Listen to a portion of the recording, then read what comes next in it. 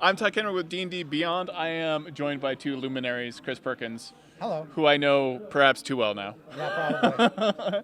And Joe Manganiello, who I recently got to play D&D with, and we made lots of bad things happen together. Tore it up, thanks. Yeah. I'm usually like the most evil character in my group, and it was so great having you there because it just completely excused my character's behavior and validated it in many ways, which made the adventure go way smoother.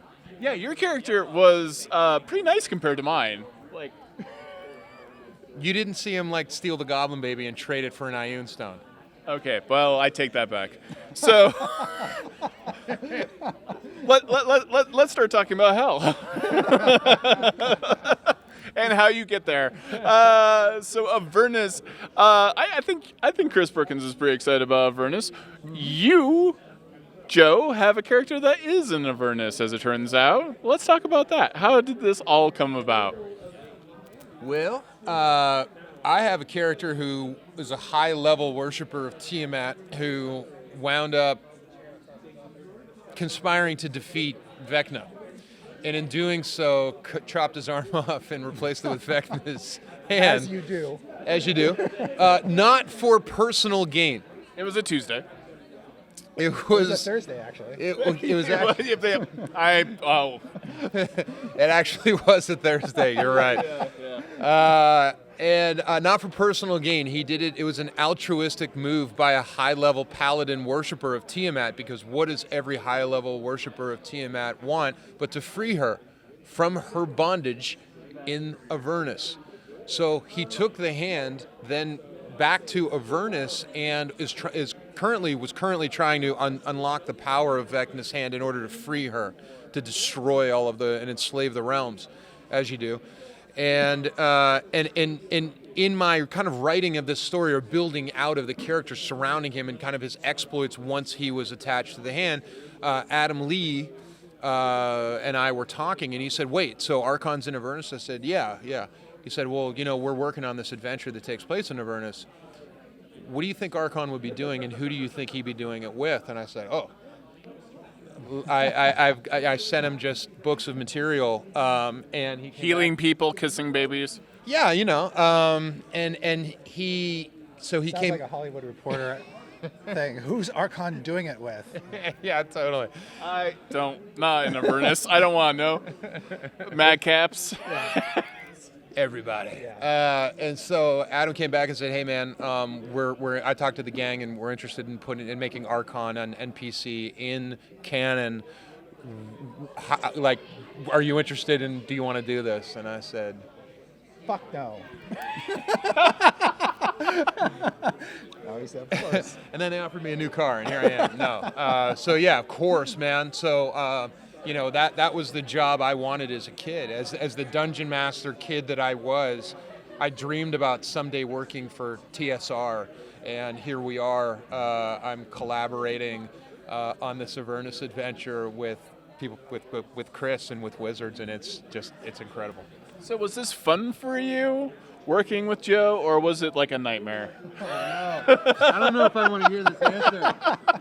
So just so you know, I came into this process late. This is the rare story where I was not involved in its creation.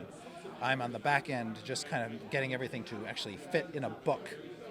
So my responsibilities are to take the words that were turned over from design and kind of shape them into what is the finished product. It feels like a political answer. It's not a political answer. I'm just telling you, I had no. I was not in the room when Arkhan was even included in the story. Right. I was actually told later that this was all kind of happening, and I said, "This is super cool. Of course we want to do it." And there's a hair on your microphone I'm going to take off because it's driving me crazy. I just thought it was like That's not a euphemism. a moment of great serendipity that we happened to be doing this hell story, and we got this character, this iconic paladin character, paladin in hell, who is doing terrible things of his own, and I thought it was great that we had this opportunity to merge them together. And fortunately, Joe had already done all the research. He just had to turn over all of his notes. And my challenge is, how do you present Arkhan in the framework of this story in a way that the characters will be A, terrified of him, but B, might be able to get him to help them with a problem that they're trying to solve. would he help them, and under what circumstances would he help them? And so really my contact with Joe is just making sure that is Arkhan behaving the way Arkhan would behave in this particular situation under these circumstances. And so that's been my work with Joe, and that's gone perfectly well. Really looking for that softer side of Arkhan, who maybe helps people, or maybe isn't unhelpful. It depends on which side you're on. Right. Because look, why are you on the human side? The humans have ruined everything. As they always do. Always historically. So, and also Asmodeus, he's been up to some very nefarious things that have messed with the flow of the cosmos and of time. And so, I mean, in a way, Tiamat would restore balance. I mean, she'd destroy the entire universe. But I mean, Tiamat is going to bring balance to the universe. But if you're a dragon or a dragon worshiper, then I mean, you're going to love that guy. I mean, this is the reason why Rise of Tiamat might happen in someone's home campaign. Is that someone came from this other plane and potentially holds the secret. This general of Tiamat potentially holds the secret to freeing her and enacting our reign. And so we need to get a bunch of treasure, and we need to go down to Greenest and start looting with this blue dragon. You know, I want to root for him. I do. Because we're friends. I know you do. Deep down inside, just giving you your hatred. So a working conversation between the two of us goes like this. Hey, Joe, would Arkhan ride an infernal motorcycle? Okay, first off, usually it starts with bro. No.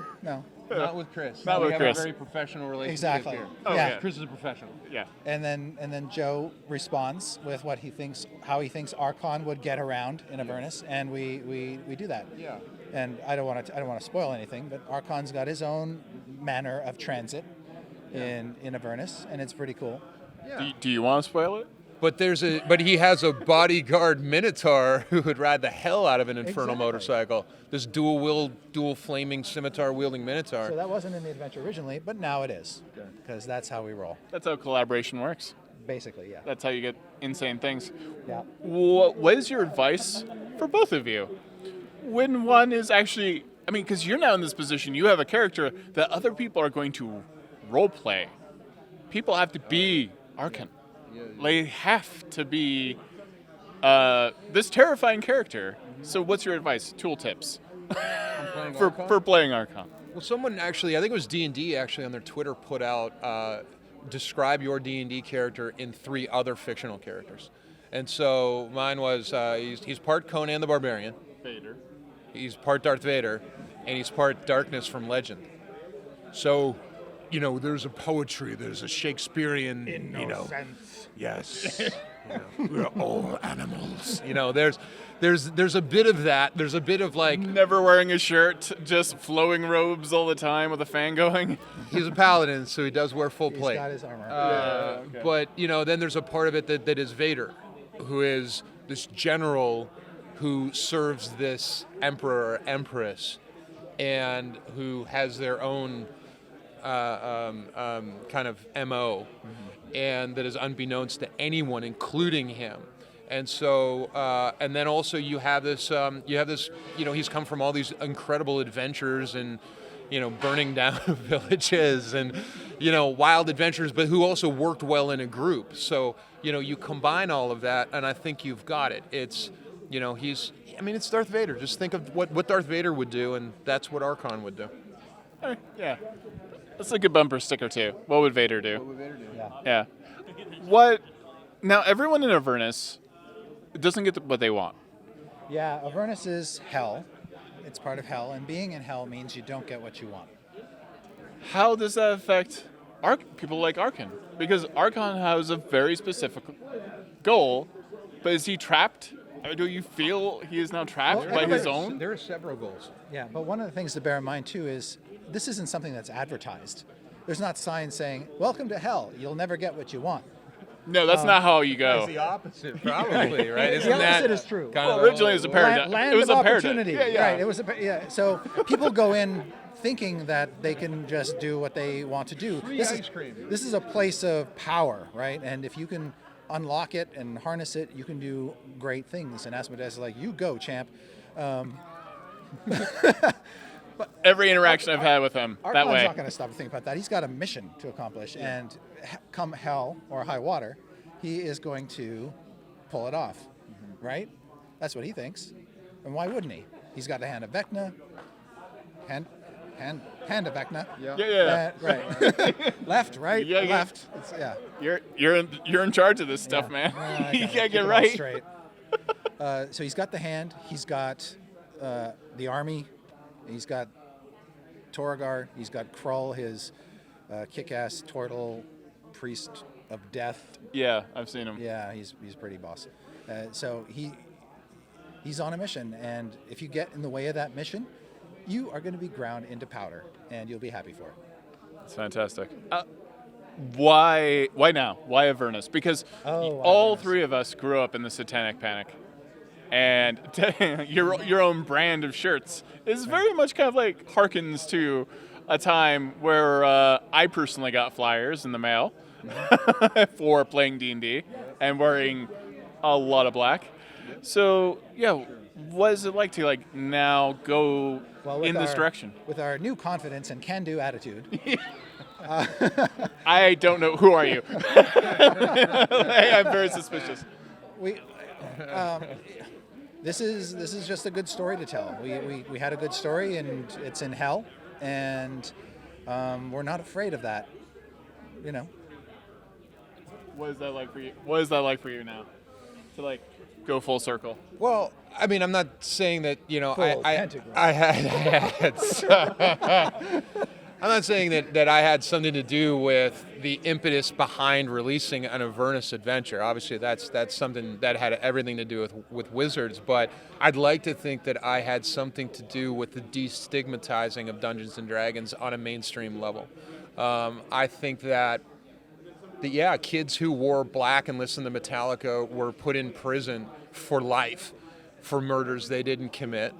And this was kind of a common occurrence, and somehow Dungeons and Dragons was wrapped into that conversation as being a cause, and it was absurd. It was absolutely absurd. And but because we lived through that, and I think there's a lot of young gamers who are new to the game who maybe haven't been haven't been made aware of that aesthetic, or the terror of entering a dungeon when you were a kid and losing that character. It was real. Like Greyhawk, the fear of the Greyhawk alumni was real. And I think that our generation definitely, we grew up with Paladin and Hell. We grew up with Orcus, and we grew up with all these demon lords, and I think the game had to move away from that to a degree. And I love the fact that it's being welcomed back in as just a plane that exists in this world, and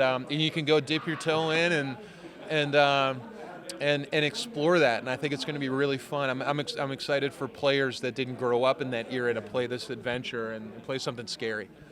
And there's just some good themes to explore. There is the power to redeem in hell. Exactly. Which is nice.